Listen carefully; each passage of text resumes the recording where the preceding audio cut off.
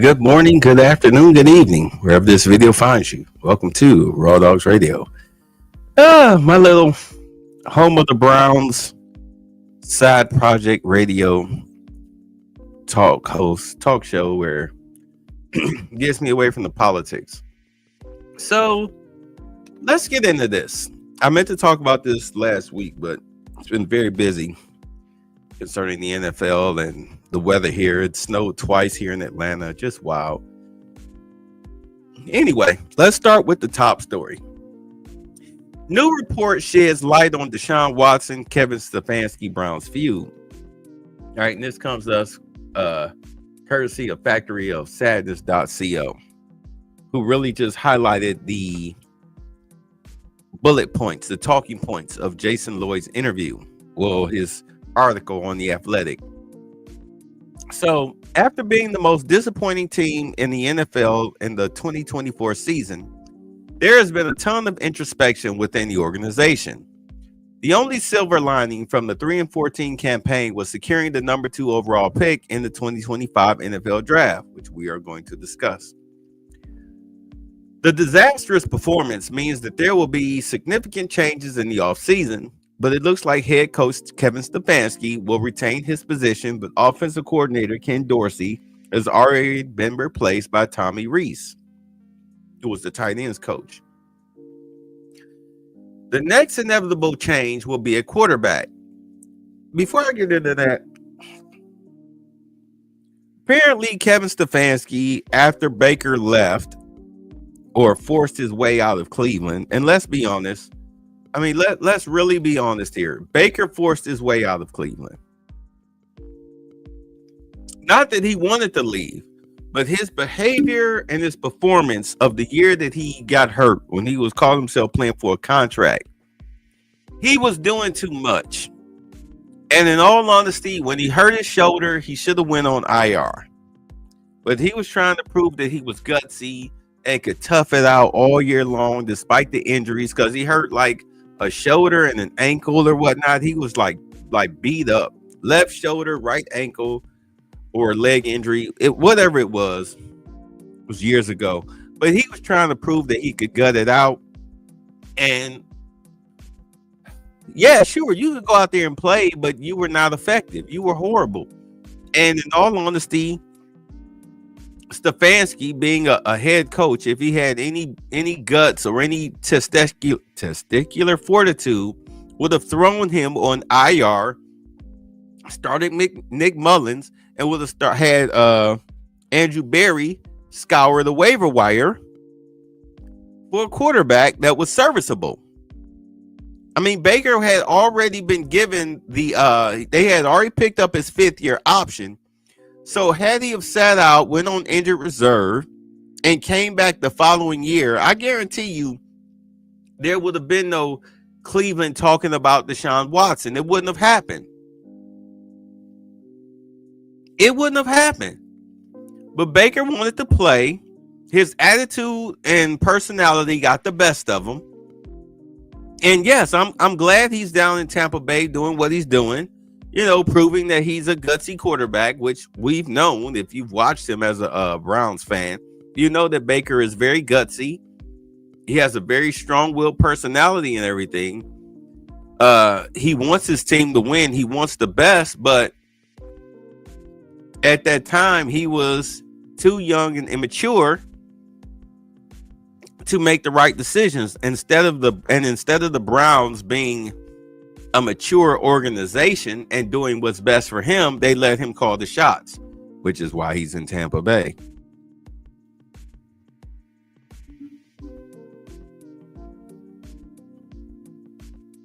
But after that, Stefanski stopped running his offense. I think, matter of fact, when Deshaun Watson finally took the field the following year when he came back from suspension, that's when Stefanski stopped running his offense, because he was running his offense with Jacoby Brissett.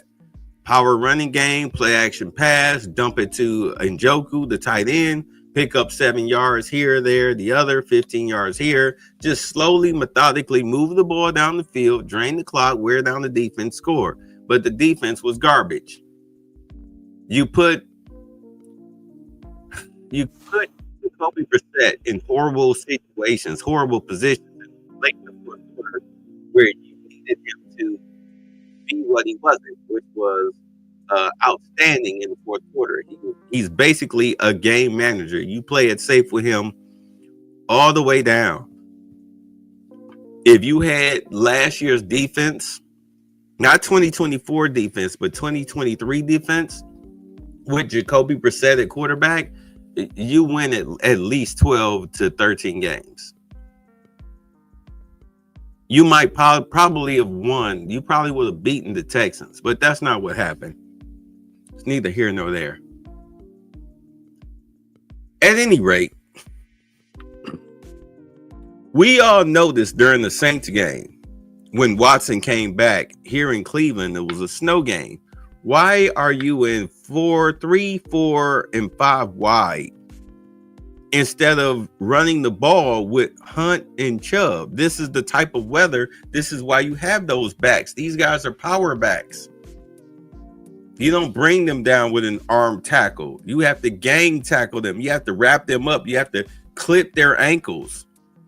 Why are you in 3, 4, 5 wide in the shotgun with Deshaun Watson?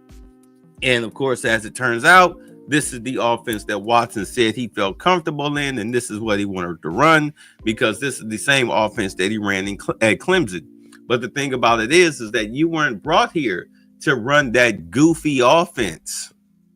You're not a 5 wide quarterback, because what it is with Deshaun Watson in the 5 wide, 3 to 5 wide, he's playing hero ball. I've said this before. He is a one read quarterback. He makes one read, maybe he makes 2, and then he's looking around to run. He's dancing in the pocket. He's trying to make an athletic play. He's playing hero ball. He's playing hero ball. He's not that type of quarterback in Cleveland, especially in the AFC North. Sure, Lamar Jackson can play it because Lamar Jackson is good at it.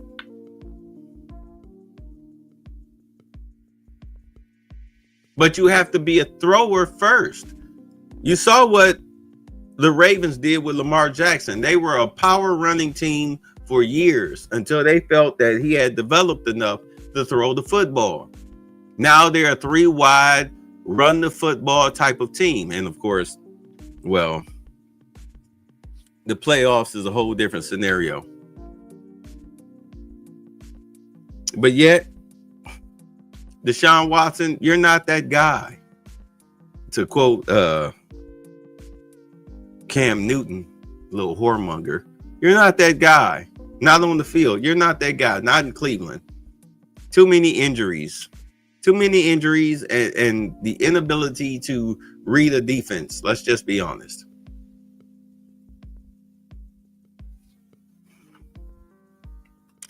Let's get back to this. The next inevitable change will be a quarterback. Deshaun Watson suffering another Achilles injury jeopardizes his availability to start the 2025 season. So that decision has been made for the Browns. The most recent report by Jason Lloyd of The Athletic, however, reveals that Watson likely doesn't have that much of a future in Cleveland. In his reporting, Lloyd said that Watson intentionally and actively failed to embrace the Stefanski system. While Stefanski wanted to deploy the wide zone, play action scheme of Gary Kubiak and Mike Shanahan, Watson refused to fit in. Instead, he wanted the entire offensive system to cater to him.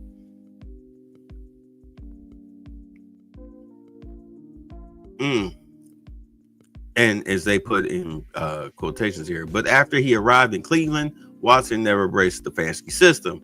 He wanted to be in shotgun, and Stefanski wanted him under center to make the play action component more effective. Exactly. Because you're not here to be the fundamental basis of the offense. That's what we have Nick Chubb for. Nick Chubb was the basis of the offense. The quarterback was just the facilitator, but he wanted to make the offense be about him.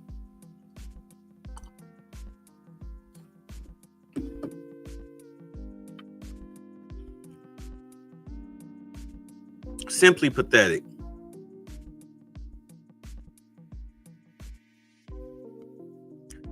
It was painfully obvious from the start that Watson wasn't the same quarterback he was earlier in his career. He wasn't a good enough signal caller to justify giving up your entire offensive scheme to fit around him. Even the hiring of Ken Dorsey as the offensive coordinator was an attempt to make Watson feel more comfortable and have more freedom. That failed miserably this season as the Browns offense completely tanked. This report further proves what Browns fans already knew. It is a damning indictment of Watson and all the problems he has caused in this organization. It is difficult to see the relationship between Stefanski and the polarizing quarterback surviving this, signaling the end of the Watson era in Cleveland. Well, when you tear your Achilles not once but twice, you're done.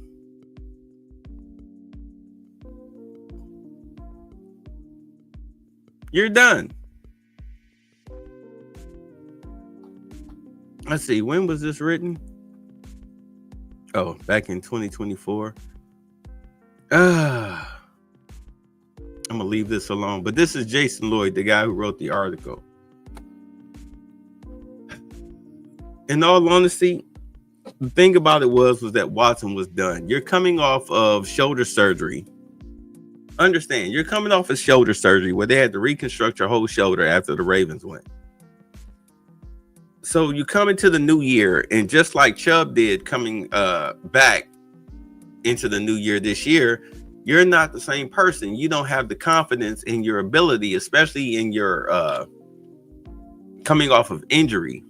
Wherever you injured yourself, be it a knee, a shoulder, or whatever, it takes a while for you to get back in rhythm. Deshaun Watson's shoulder injury, in all honesty, it ruined so much for the Browns this past season. You couldn't run the power offense because you didn't have a power back with Chubb out. This is why I thought it was very, very stupid that they didn't go after Derrick Henry in the offseason. Instead, you let him get snatched up by your divisional opponent in the Ravens. You should have went after him, knowing that Nick Chubb was going to be gone for half the year and that Deshaun Watson was coming off of injury. You should have known that you needed a power running game in order to work him back into it and to actually be a goddamn man and say, hey, look, this is the offense that we're running. If you don't like it, too bad. Demand a trade. Trust me, we'd love to get rid of you, but you're not in charge here. That's in all honesty, what really should have happened. But of course, that's not what happened. I just work here. Also in the report that came out was that Deshaun Watson, when he made mistakes in this while he was here, Stefanski never challenged him on his mistakes. Instead, he overlooked them. Meanwhile, he criticized others for their mistakes. That's a bad idea. That's how you get Amari Cooper after being traded, being happy that he's gone. That's how you get people. Who was the guy that went to the Lions that was here? I can't even think of his name, but he was a pass rusher. That's why you get people like him glad that they're gone, because you're not holding people accountable on that 53-man roster. That's ridiculous. Or you're catering to certain people on that 53-man roster. That's ridiculous.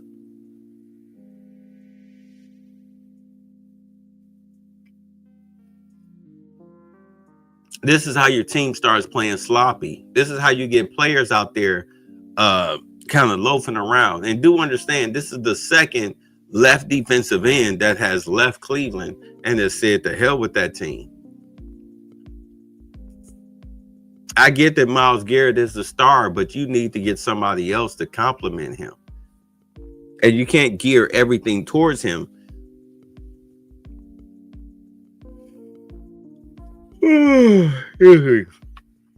4 a.m. sleep times.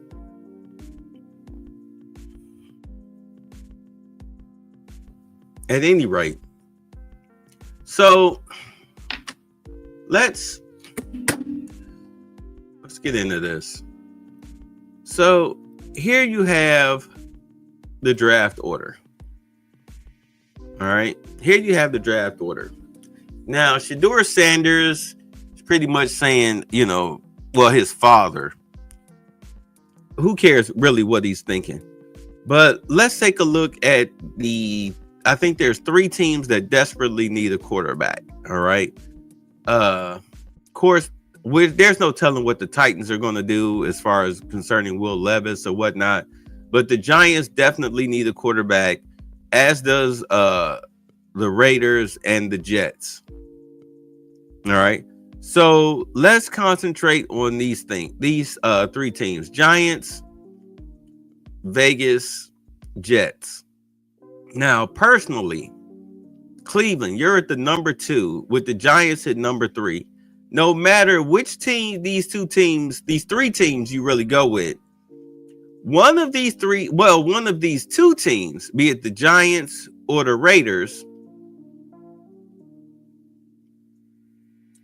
one of these guys is going to sign Sam Darnold. It might even be Tennessee. So Tennessee might sign Sam Darnold, but let's say it's not. Or let's say it is. So Tennessee more than likely would trade this number 1 pick with either the Raiders or the Jets. All right. If they sign him, really you're looking at, if I'm the Giants, Raiders, or let's say Jets. Okay, let's say screw it. Let's take Tennessee out of it. Or let's say they are. So let's say the Tennessee Titans take what is that kid's name? Hold on. Let's go mock draft. Let's say the Titans take either Shedeur Sanders or Cam Ward. So therefore, that leaves Cleveland with the number 2 spot, okay? With the number 2 spot. So Shedeur Sanders or Cam Ward will be the other 2, the second big prize. So be it, if it's not the Giants, let's say the Giants sign. I know it really depends on between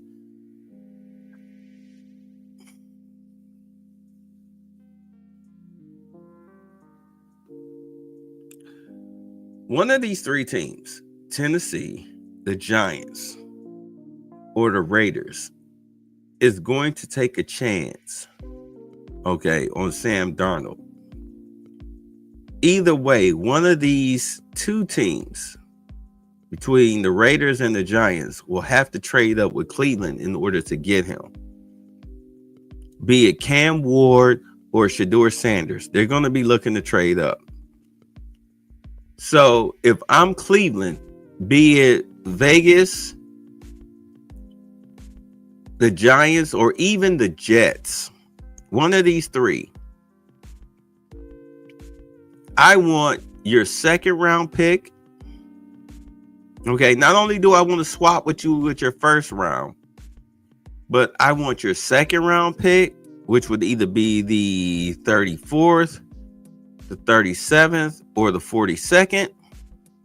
And I want your 3rd round pick, which will either be the 65th, the 68th. Okay, do the Jets even have a 3rd round pick?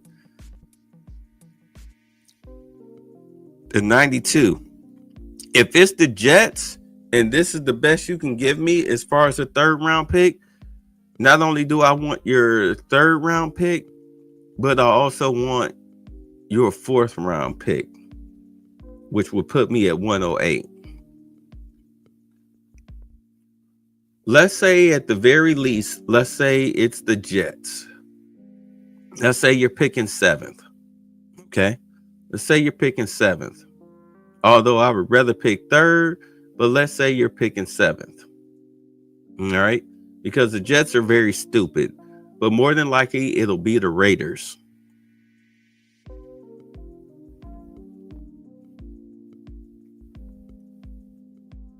Who desperately wants the quarterback between the Jets and the Raiders? Let's say it's the Raiders. Okay. Worst case scenario. Let's say it's the Jets. All right. So you move down to 7. What you do with that 7th round pick? Okay. The 7th round pick, you definitely take Will Howard. Get Will Howard out the way. All right. And then with your 2nd round pick, because keep in mind, you're the Browns now. You've got, let's go full order. So you move down to 7, you take Will Howard. And then with your 33rd pick, all right, you grab, let's say you grab one of these offensive linemen, one of these offensive tackles to play left tackle.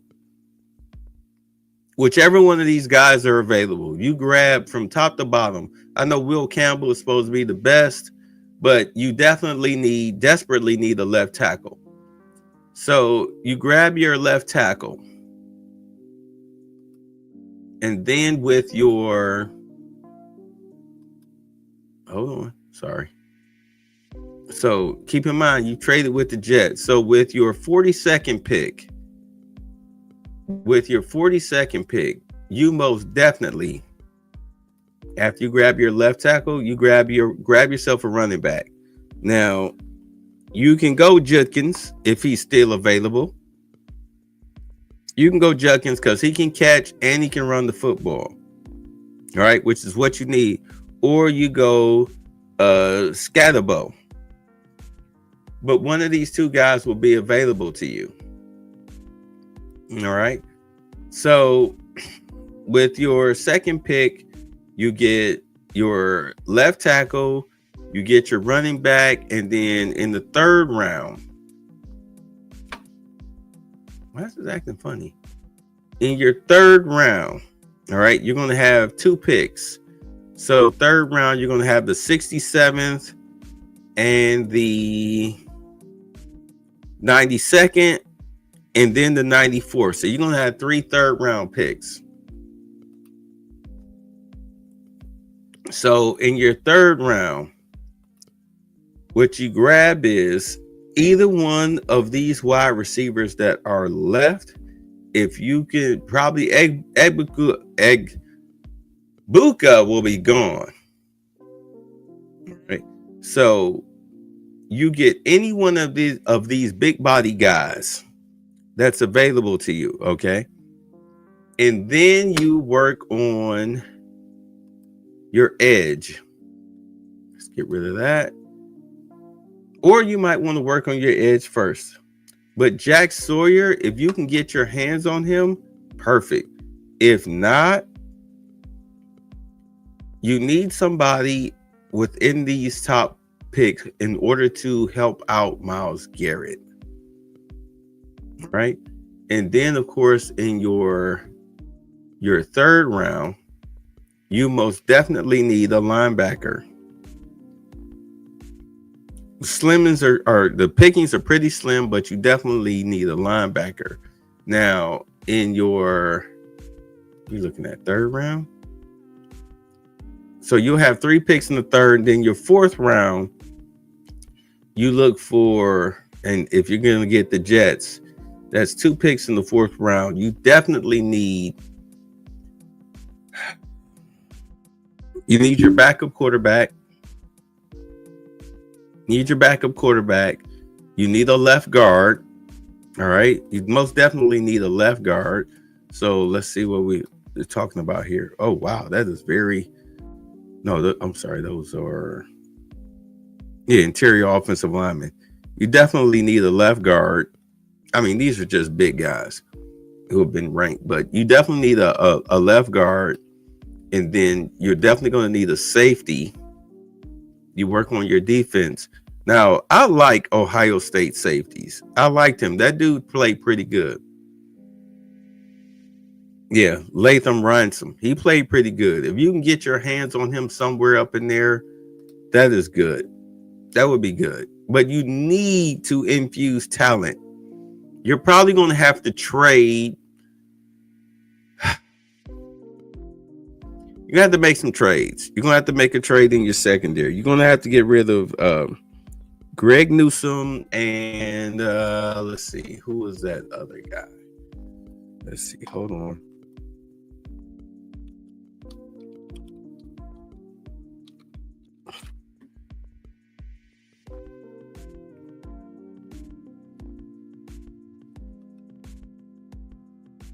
Uh-oh.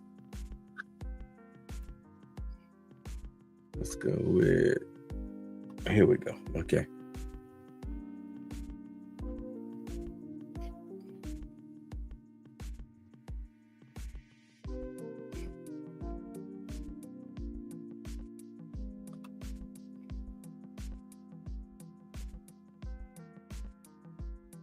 Yeah, you definitely need to trade Greg Newsome, possibly Martin Emerson.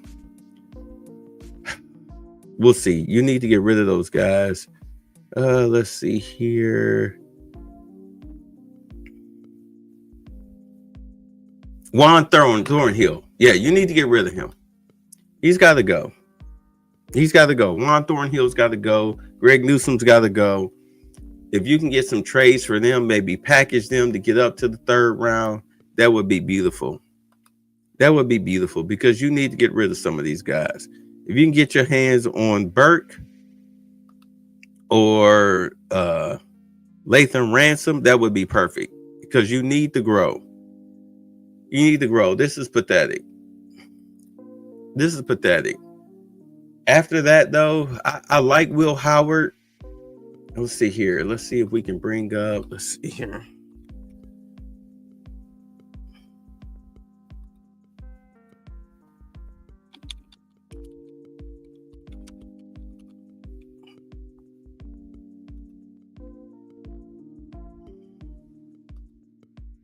Will Howard was not a bad guy. He's not a bad player. If you look at his tape, he takes a snap, quick pass, gets it out. He gets it out of his hands very quickly. Play action pass, rolls out. He can run it. You know, he can take a hit. This guy's what, 6'5", 230, something like that. Very pretty ball, very accurate. He has a damn good football IQ. See how he keeps his eyes downfield, feels the rush, doesn't matter, gets the ball. He's great ball placement. You see on the play action passes, he always keeps his eyes downfield. Here, let me show you. Here, watch. Keep an eye on his head. See how physical he is? But keep an eye on his helmet. As he takes the snap, he looks, reads, boom. Guy wide. Well, double coverage, but he puts it where the wide receiver can get it. Keep your eyes on his head. Sure. Is he not looking off his receiver? Sure. You can teach him that. But you see ball placement, fake handoff, boom, easy touchdown. Eyes always downfield. Eyes always downfield. See, head in the game. Eyes always downfield. Boom. Beautiful deep ball. Boom. Got him. Especially on play action passes. Trust his receivers. That's the one thing that he's got to work on is looking off his receivers. But as you can see, eyes downfield. Eyes downfield. Yeah, he does have to work on looking off his receivers. That's his biggest tell. But see, play action pass, looking, boom. Receiver wide open.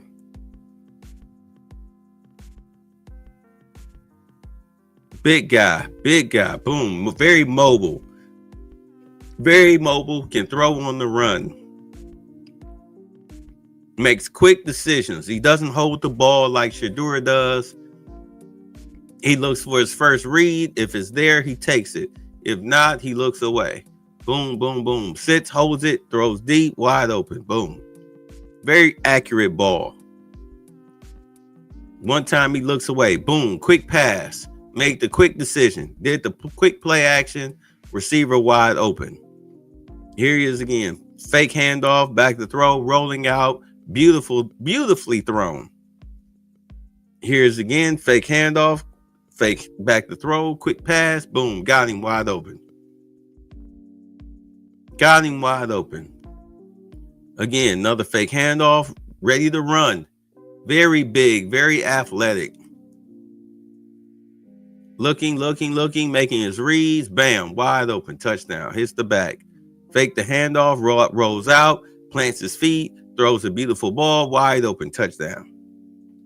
Another fake pitch out, quick pass, boom. Wide receiver hit, touchdown. Let's see another. Roll out, looking, eyes downfield, plants his feet, shakes the defender, rolls out, boom. Beautiful pass. Beautiful pass while on the run and under pressure. Fakes the handoff, rolls out. Boom. Ready to dive forward. Again, 6'5", 230. Quick pass, boom. Another quick pass, sets his feet, boom, quick passes, gets the ball out within 1, 2, 3. Look, gonna run it, slides, got the first down, fakes the handoff, rolls out, under pressure, stops, sets his feet, hits the guy across the field, boom, first down. Another fakes the handoff, takes off running, has the first down, dragged down out of bounds. Another rolls out to his right, stops, looks left, dumps it. Touchdown. Runs the offense schematically. Football IQ is off the charts when it comes to running the offense. The only thing that he has to work on is looking off the defender. And there it is. That's the one time. Look, here's the one time he looked off the defender. All right, watch this. He's going to look right, look left, nothing there, hits it right. He's going to have to work on that in the NFL. Back to throw, looking, under pressure, doesn't care, hits the guy. Quick snap, looking, throws, boom. Beautiful ball. It's 6'5", 230. He's got power behind that ball. Deep, bullet pass, deep bullet pass. Back to throw, looks, put some touch on it, boom, touchdown. In tight, fakes the handoff, dumps it, touch pass, touchdown. Back to throw, looks, steps, rolls out, looking, throws, beautiful ball on the run, first down. Back to throw, looking, quick pass, under pressure, got him, first down. Back to throw, quick pass, there we go. Fakes the handoff, back to throw, has time, throws, wide open, got him. Beautiful passes, bullet in between two zone defenders. Fakes the handoff, back to throw, under pressure, beautiful pass, beautiful catchable pass. Looking, throws, got him. Out of bounds. Looks to throw, quick pass, got him wide open. These are the types of plays that you need your quarterback to be able to produce, especially in Cleveland. You need a good 6'5", 230 guy because of the pass rushers that are had by the other three opponents. Trust me, the best pass rushers are in the NFL playing the AFC North. Garrett, Watt, Henderson, and Owa. I mean, of course, the Ravens, they have their issues, but your best pass rushers are in the NFC North. You need a quarterback that can shrug off their tackle attempts. You just got to make sure that he knows the offense, and he's got to be able to look off the defenders. I think that he is the guy. I think Will Howard is the guy. I don't care what anybody says. I think Will Howard is the guy. I think he's the guy. Do I think he is?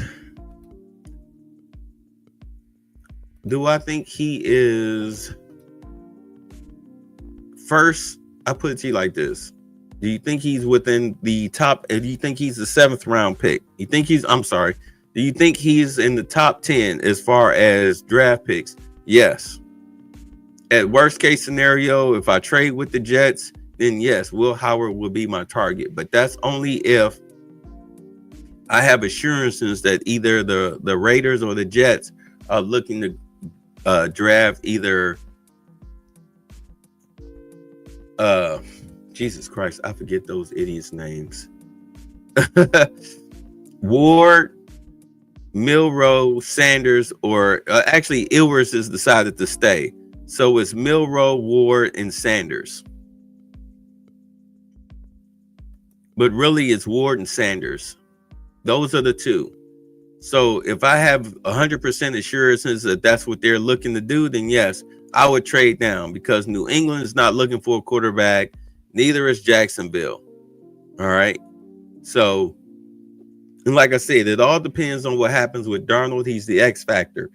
But at either rate, I would definitely trade down for another team, 2nd and 3rd, or 2nd, 3rd, and 4th, in order to rebuild this offense. And that's where I sit with it. All right, let's get out of here. You guys be safe out there. I'm not Captain Saberhole. No, real no. I'm not Captain Saberhole. Yeah, no. Look, I'm not like this in the slightest. I'm attracted to intelligent chicks to think righteous.